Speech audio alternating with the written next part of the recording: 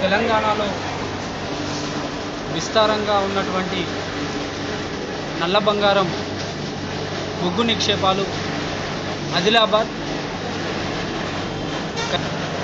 గోదావరి లోయ పరివాహక ప్రాంతంలో విస్తారంగా విస్తరించి ఉంది. ఈ నల్ల బంగారం దీన్ని తెలంగాణ రాష్ట్రంలో సింగరేణిగా కోల్ బెల్ట్ ఏరియాను సింగరేణిగా పిలవడం జరుగుతుంది. ఇది దాదాపు 150 సంవత్సరాలు నుండి ఇక్కడ బొగ్గు బయటికి తీస్తున్నప్పటికీ ఆనాడు బ్రిటిష్ వాళ్ళు ఈ బొగ్గును తరలించేందుకు రైలు పట్టాల ద్వారా కార్మికుల చెమటను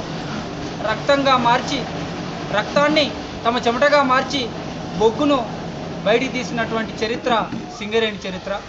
మరి అటువంటి చరిత్ర గల ఈ సింగరేణి ప్రాంతాన్ని 1,63,000గా ఉన్నటువంటి సింగరేణి గని కార్మికులను నాటి చంద్రబాబు నాయుడు ప్రపంచ బ్యాంకు షరతులకు తలొగ్గి ఇవాళ లక్షలాదిగా ఉన్నటువంటి కార్మికులు కేవలం 60,000కే పరిమితమైనటువంటిది వాస్తవం.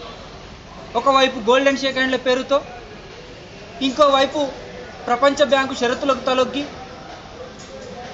కార్మికులను మరోవైపు ఉద్యోగాలకు సరిగా రావట్లేదని డిస్మిస్ చేసినటువంటి సంగతి మనందరికీ తెలిసిందే. తెలంగాణలో ఈ 4 జిల్లాల్లో దాదాపు 12,000 మంది సింగరేణి కార్మికులు డిస్మిస్ చేయబడ్డారంటే ఈ పాలక వర్గాలు ఎంతటి కుట్రలు చేస్తున్నాయనేటువంటి విషయానికి అద్దం పడుతూ ఉన్నది. మరి అదే క్రమంలో వేజ్ బోర్డుల కోసం 63 రోజులు సమ్మె చేసినటువంటి సుదీర్ఘ చరిత్ర సింగరేణి గని కార్మికులకు ఉన్నది.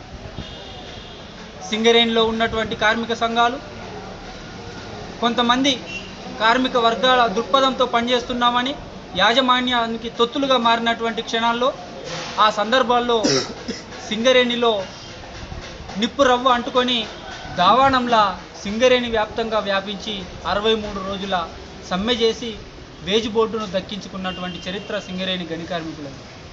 అదే క్రమంలో ఇవాళ సింగరేణి పరిస్థితులు, కార్మికుల పరిస్థితి ఎంత దారుణంగా ఉందంటే ఒకవైపు సింగరేణి డిపెండెంట్ ఉద్యోగాలను వెంటనే ఇస్తామని, డిస్మిస్డ్ కార్మికుల ఉద్యోగాలను వెంటనే ఇస్తామని గద్దెనెక్కినటువంటి కేసీఆర్ అదే క్రమంలో తెలంగాణ ఉద్యమంలో ఒక ప్రజాస్వామికవాదులుగా మనకంటే ఎక్కువగా తను సింగరేణిని బొందల గడ్డలుగా మారుస్తున్నది ఇవాళ అని చెప్పేసి అన్నటువంటి ఓపెన్ కాస్ట్లను వెంటనే నిలిపివేయాలన్నటువంటి కేసీఆరే కావచ్చు, ఈ కోల్బెల్ట్ ప్రాంతంలో ఉన్నటువంటి ఎమ్మెల్యేలుగా ఇప్పుడున్నటువంటి ఎమ్మెల్యేలు మంత్రులే కావచ్చు, వాళ్ళు ఇవాళ ఏం మాట్లాడుతూ ఉన్నారు?